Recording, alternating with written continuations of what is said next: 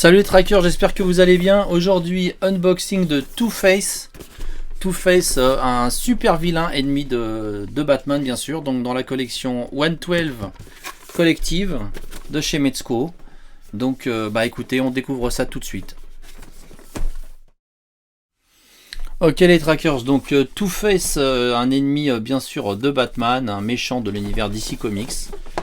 Donc au dos de la boîte vous avez la figurine de Two-Face, vous avez deux autres visages, donc trois en tout, des armes, des effets de balles projetées, tirées, hein, également une fusée, enfin un missile, qu'est-ce que c'est que ça, une fusée, une roquette, plein de mains, des rouges et des noirs parce que bah, il a les mains des gants des deux couleurs forcément. Là vous avez apparemment il y a une bombe radioactive, un socle, et ça je sais pas trop ce que c'est. Ah oui, c'est les pièces, vous savez, que Two-Face lance en l'air pour décider du sort de ses adversaires. Donc là ça va être l'effet pour les lancer, là c'est les petites pièces indépendantes. Voilà, bah écoutez, on va découvrir ça tout de suite. Une jolie boîte élégante, noire et rouge, voilà. Allez, on y va. Voilà notre ami Two-Face. On va essayer de pas tout faire tomber en ouvrant. Oula, il a le pauvre, il a été bien brûlé en effet. Donc bah écoutez, je découvre avec vous toutes les armes, les visages, la bombe, on va regarder tout ça en détail. Allez, on commence par le personnage en lui-même. Donc un beau costume mi-noir, mi-rouge comme vous voyez. Je vous laisse admirer le visage qui est en effet bien ravagé. Donc on voit en effet que il y a de nombreuses plaies et brûlures sur le visage, avec du rouge vif dans les marques là qu'ont fait les flammes. Et puis de l'autre côté, bon, j'ai un petit peu du mal à faire la mise au point, mais l'autre côté qui est un visage classique. Le costume, bon bah il est très élégant, hein, avec la petite cravate noire, la chemise, fait un peu comme de la soie noire, la petite pochette. Donc il y a un costume bicolore, les articulations ont l'air d'être vraiment très très bonnes. Donc le double articulation au genou, jolie petite chaussure également, jolie chaussure de ville noire.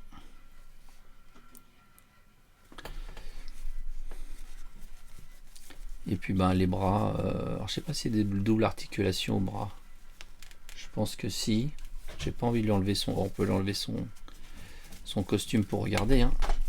Voilà, je vais enlever sa veste pour essayer de voir comment sont les articulations du coude. Et au toucher, j'arrive pas bien à me rendre compte. Mais je pense que c'est de la double articulation au coude également. Ouais, oui. Donc voilà Two-Face. Alors au niveau des accessoires, vous avez donc ce lance-missile, lance-roquette, je sais pas très bien comment on dit. J'ai vu que ça se séparait, mais je pense que ça sert pas à grand chose. Je sais pas pourquoi ils ont fait séparer ces deux parties d'ailleurs, peut-être pour je sais pas. En tout cas, belle arme, hein, avec plusieurs couleurs, avec du weathering un peu sur la partie arrière, là, qui est le rendu métal est vraiment super bien fait. La crosse, et alors si on rajoute le lance-missile, enfin le missile, vous voyez, ça doit pas être mal. Donc on met ça comme ça, et voilà. Et donc là on a le missile qui est tiré par l'arme. Peut-être plutôt dans l'autre sens d'ailleurs, je sais pas. Je trouve que ça a vraiment, c'est un bel effet quoi. L'effet du lance-missile avec la fumée là est bien rendu.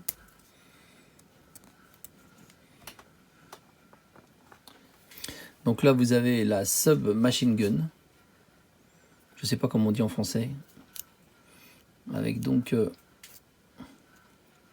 les munitions qui s'emboîtent ici, les deux se retirent. Et la crosse là, petite crosse style bois. Super beau. Super belle finition aussi. Vous avez un pistolet. Jolie crosse également. Je sais pas s'il y a des parties articulées, je pense pas, c'est en tout petit.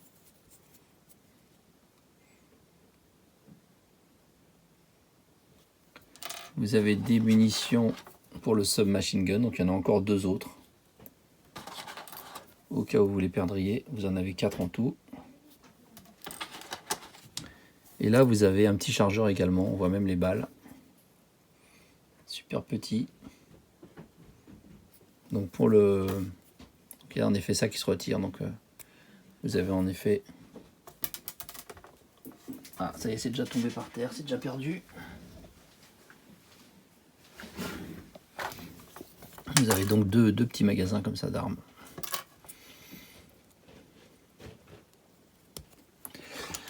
Alors, qu'est-ce qu'on a d'autre? Alors, donc, pour les armes, on a aussi des effets. Hein. Donc, vous avez là, vous voyez, vous pouvez mettre cet effet-là.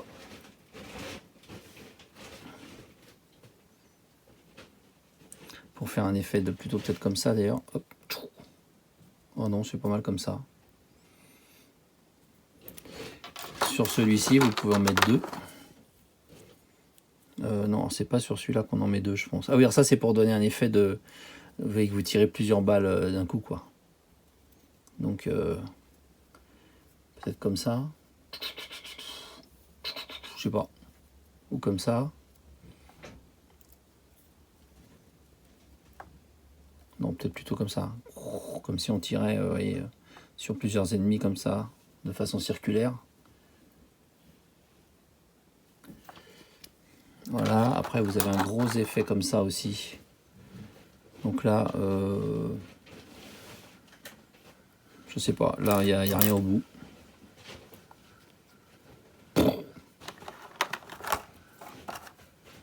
Là la balle elle part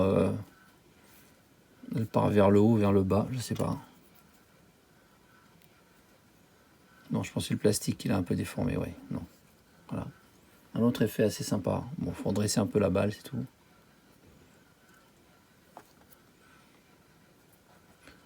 Voilà, donc plein de petits effets marrants comme ça pour un effet plus réaliste. Alors après, il y a des...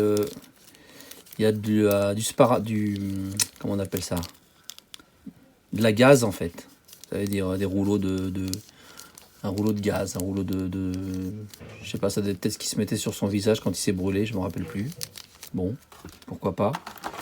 Après, vous avez ici des petites balles, les pièces, 4 pièces, 4 couteaux cran d'arrêt et 4 pièces avec l'effet lancé vers le haut, quoi, vous voyez, pour jouer à pile ou face. Donc je pense qu'ils sont tous pareils. Regardez un peu la taille du truc, c'est minuscule. C'est magnifique, magnifique. On dirait une petite crosse nacrée. La lame est super bien rendue, on dirait vraiment du métal.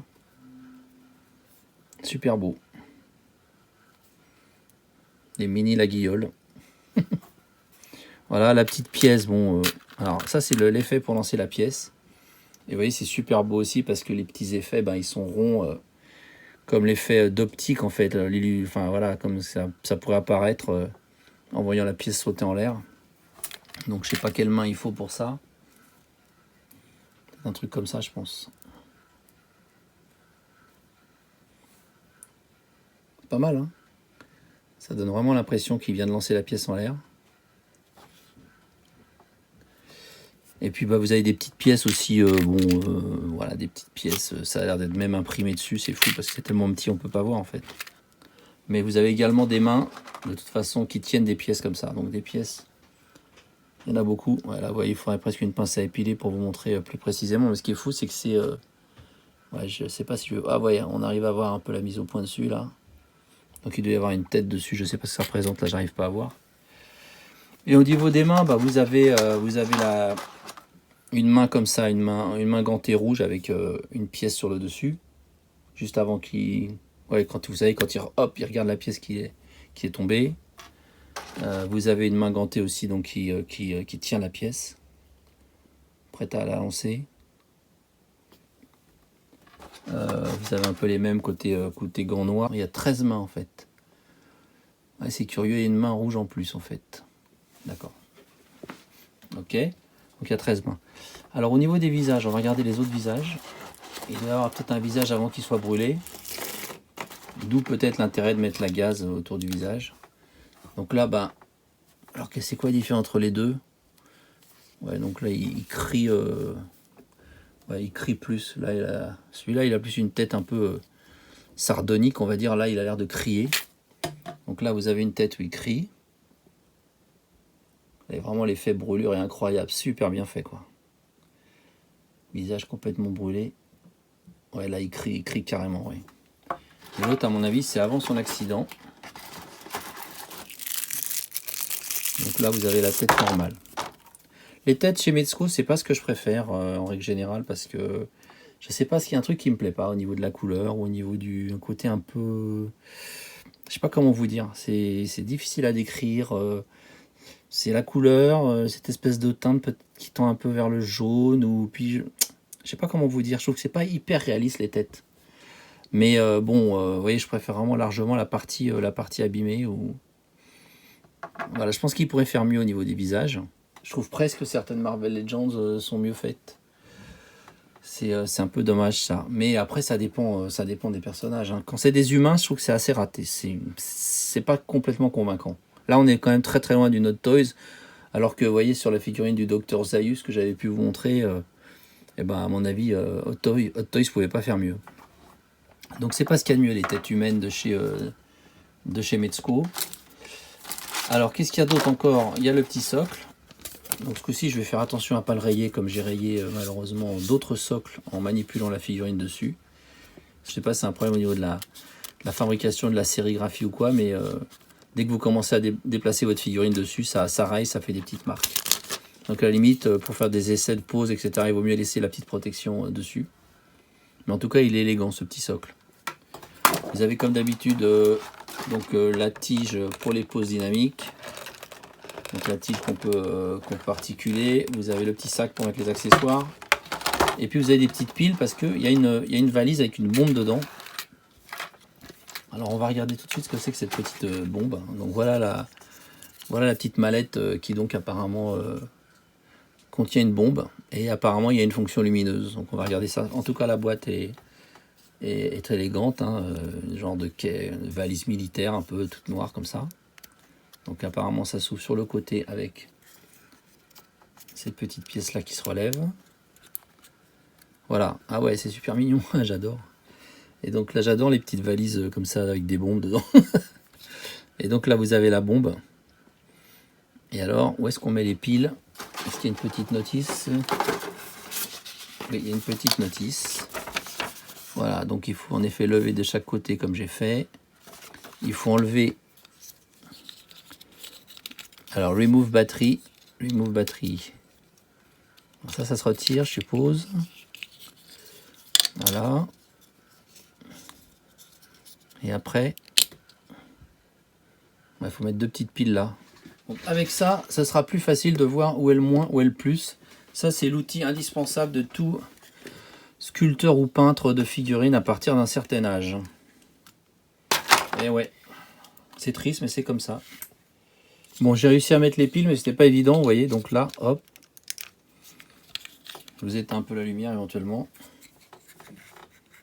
Donc la petite bombe, on appuie là. Voilà. Petite lumière bleue, rouge et vert là. Petite lumière rouge qui clignote là.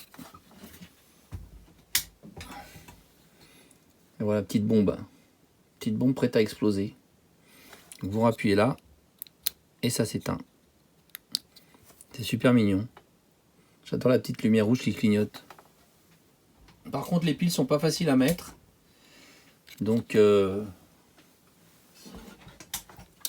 faut être patient. Voilà. Voilà, je vous l'ai mis avec le visage hurlant. Les deux guns en mode John Wick, avec un gun dans chaque main, avec l'effet des petites balles, avec l'effet de fumée et de flammes pour chaque arme. Donc ça rend pas mal, ça rend pas mal du tout. Voilà, donc là je vous l'ai mis à côté du Batman Sovereign Knight. Voilà, donc la hauteur c'est à peu près la même, hein. Voilà, à peu près la même taille. Voilà les amis, écoutez, j'espère que cette petite review nous a plu. Surtout si vous n'êtes pas abonné, n'oubliez pas de le faire en cliquant sur le petit bouton abonné, les petites notifications en cliquant sur la cloche, et puis un like, ça fait toujours plaisir. A bientôt les trackers, ciao.